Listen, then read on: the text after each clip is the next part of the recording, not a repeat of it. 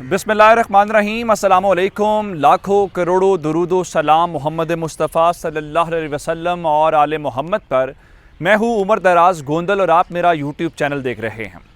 नाज़रीन, बड़ा इम्पॉर्टेंट सवाल है और ब्रेकिंग न्यूज़ है। इन मौजूदा हालात के अंदर अगर ऐसी ख़बर आए या ये सवाल उठे कि क्या पाकिस्तान के जो कायदे हिज़्ब इख्तलाफ हैं यानी शहबाज शरीफ साहब जो हैं उनकी आर्मी चीफ के साथ मुलाकात हुई है, तो ये कितनी बड़ी खबर होगी इस पूरे सियासी मंजरनामे के अंदर जो इस पूरे मामले को तब्दील कर सकती है। इसका क्या मतलब है? क्या नून लीग के लिए दरवाजे खुल गए हैं? क्या नून लीग इस मुलाकात का तज़किरा करके कि हमारी उनके दरमियान मुलाकात हुई है कुछ साइकोलॉजिकल प्रेशर डालना चाहती है? अब तक इस मुलाकात के मुतालिक ख़बरें क्या आई हैं? शहबाज शरीफ साहब ने अपने मुंह से क्या एतराफ़ किया है? कहाँ पे मुलाकात हुई है? कोई ISPR ने एलामिया जारी किया है या नहीं किया? ये हमारी टॉप स्टोरी है। दूसरे नंबर के ऊपर चल के आज सुप्रीम कोर्ट से अगर अपोजिशन के लिए अच्छी खबर नहीं आई, वो जो चाहते थे जैसे ही समाअत ख़त्म हुई तो उसके बाद जो अपोजिशन लीडर्स हैं जो उनके चेहरों के तासुरात थे वो इस बात का सबूत थे कि आज का दिन तहरीक इंसाफ और इमरान खान के लिए अच्छा रहा है, क्योंकि फ़ौरन जो उनको प्ली जो चाहते थे उसके ऊपर अमल दरामद नहीं हुआ। लेकिन ऐसा नहीं है कि सब कुछ तहरीक इंसाफ के लिए हुआ है। तहरीक इंसाफ को भी आज अदालत से बहुत बड़ा धचका लगा है। 27 मार्च को लेके जो आपने 10 लाख अफराद इकट्ठे करने थे और 10 लाख अफराद की बुनियाद के ऊपर आपने दबाव डालना था और आपने अपने अरकान को, जो बहुत सारी बातें सियासत में कही जाती हैं कि हम लोगों को रोकेंगे, हम देखेंगे कि इसमें से गुजर के कैसे जाता है, लेकिन आज अदालत के रूबरू दो ऐसे निकात आए हैं जहां पे तहरीक इंसाफ की हुकूमत ने खुद से कहा है कि हम ये काम नहीं करेंगे। फिर उसके बाद अदालत ने कहा है और इस्लामाबाद की इंतज़ामिया ने तहरीक इंसाफ को 27 मार्च के जलसे की इजाज़त देने से इनकार कर दिया है। इस्लामाबाद के अंदर क्या चल रहा है, वहाँ पे क्या डेवलपमेंट्स हैं, ये आपके सामने रखेंगे। लेकिन अगर आपने अभी तक चैनल सब्सक्राइब नहीं किया और आप चाहते हैं कि आपको मुस्तनद और बरवक्त खबरें मिलती रहें तो हमारा चैनल सब्सक्राइब कर लीजिए, बेल आइकन के ऊपर क्लिक कर लीजिए ताकि हमारी आइंदा आने वाली वीडियोज़ बरवक्त आप तक पहुँच रहे। थोड़ा अर्सा पहले एक सलीम साफ़ी साहब के साथ जो है फजलुर रहमान साहब ने कहा और मईशत के हवाले से बात की, या शायद किसी और टॉक शो के अंदर उन्होंने बात की थी जिसमें उन्होंने कहा था कि उन्होंने आर्मी चीफ को जो इस वक्त मुल्क की मईशत है, जो हालात हैं, उसके मुतालिक उन्होंने तफसीलन बता दिया है कि मुल्क के अंदर क्या तबाही है और उसके क्या इम्पैक्ट्स ओवरऑल कौम के ऊपर आ रहे हैं। लेकिन फजलुर रहमान साहब के ऊपर कोई इतना पाकिस्तान का सियासी मंजरनामा रिलाय करता नहीं है कि उनकी मुलाकात की वजह से कोई हालात बहुत तब्दील हो जाएंगे। लेकिन अब एक ऐसी मुलाकात की खबर आई है जो बहुत इम्पैक्टफुल हो सकती है, जिसकी वजह से गेम बदल भी सकती है, हालात बदल भी सकते हैं, मुख्तलिफ चीज़ें भी हो सकती हैं। और ख़बर यह है कि आर्मी चीफ और नून लीग के सदर और कायदे हिज़्ब इख्तलाफ शहबाज शरीफ की मुलाकात के दावे की खबर आई है। मैं आपके सामने ये सब सारी खबर रखना चाहता हूँ। हुआ इस तरह से है कि नदीम मलिक साहब के साथ शहबाज शरीफ साहब ने बात करते हुए उनसे ये पूछा गया कि आप ये बताएं कि हर आर्मी चीफ के वज़ीर आज़म के साथ ताल्लुकात अच्छे होते हैं या होने चाहिए, आपके ताल्लुकात कैसे? उनका अल्लाह का शुक्र है जी, मेरे हर आर्मी चीफ के साथ ताल्लुकात बड़े अच्छे होते हैं। साथ ही कहा जब नवाज शरीफ प्राइम मिनिस्टर थे तो पिंडी और इस्लामाबाद के दरमियान मैं तो ब्रिज का किरदार अदा करता। फिर उनका ये मुल्क की तरक्की के लिए ज़रूरी है।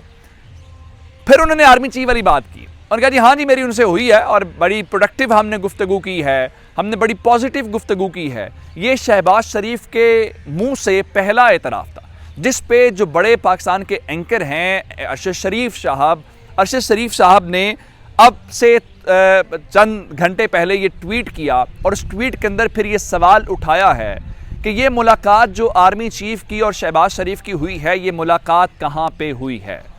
इस मुलाकात को लेके क्या कोई एलामिया ISPR ने जारी किया है? तो इस मोमेंट तक कोई एलामिया नहीं जारी हुआ। अब अरशद शरीफ साहब को साइड पे छोड़ के, क्योंकि ये मुलाकात उन्होंने कुछ तरह से नहीं कहा मेरी कोई 1-on-1 मुलाकात हुई है या GHQ के अंदर हुई है या आर्मी हाउस के अंदर हुई है, इस बारे में उन्होंने कोई बात नहीं की। हो सकता है कि किसी प्रोग्राम में भी अक्सर औकात लीडरान आपस में मिल पड़ते हैं या किसी इवेंट के अंदर मुलाकात हो गई हो, लेकिन अगर ये मुलाकात हुई है और शहबाज शरीफ साहब ने अपने मुंह से एक सिग्नल दिया है, एक इशारा दिया है या तायद की है या एतराफ़ किया है, तो क्या इसका मतलब कहीं हुकूमत और फ़ौज के दरमियान क्योंकि हमने अपोजिशन लीडर और आर्मी चीफ के दरमियान मुलाकातों का ट्रेंड देखा नहीं है। क्या ये दरार डालने की कोशिश हो सकती है या साइकोलॉजिकल प्रेशर इमरान खान के ऊपर डालने की कोशिश हो सकती है? लेकिन ये अपोजिशन के लिए और शहबाज शरीफ के लिए एक बड़ा जेस्चर हो सकता है, एक बड़ा इंडिकेटर हो सकता है। हालात शायद उनके हक में बेहतर हैं। दूसरे नंबर के ऊपर चल के मैं आपको बात बताना चाहता हूँ, सुप्रीम कोर्ट की आज समाअत को लेके बड़ा इम्पैक्ट आ रहा है जनाब।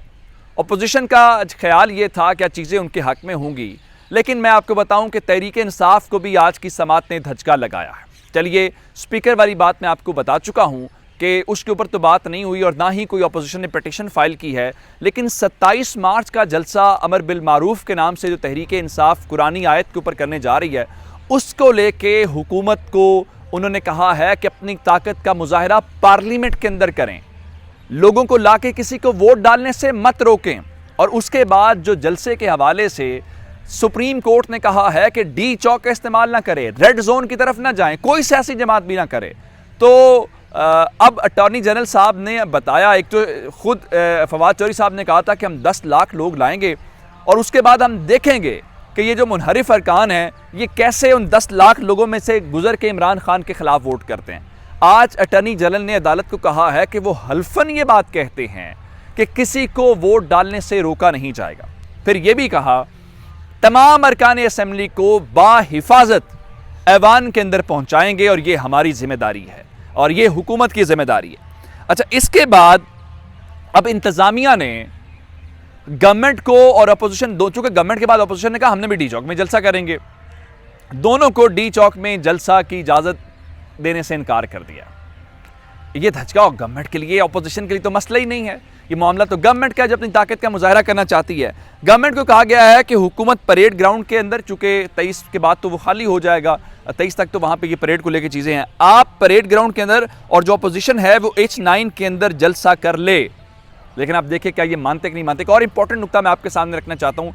जो 4 सवाल सदारती रेफरेंस के अंदर रखे गए हैं, ये तो पूछा गया कानूनी हैसियत क्या होगी, ये तो पूछा गया है कि क्या वो नाअहली ताहयात होगी, लेकिन उन्होंने, अदालत ने कहा आपने वोट डालने से रोकने के मुतालिक आप बात कर रहे थे, वो तो आपने कोई पॉइंट शामिल ही नहीं किया।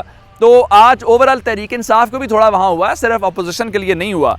लेकिन मैं आपको ये एक और बात बताना चाहता हूँ कि इस सारी सूरत हाल के हवाले से एक बात ज़रूर है, और वो ये है कि जो अपोजिशन है वो यहाँ पे थोड़ी सी जो मायूस है वो दिखाई दी। मायूस कैसे दिखाई दी?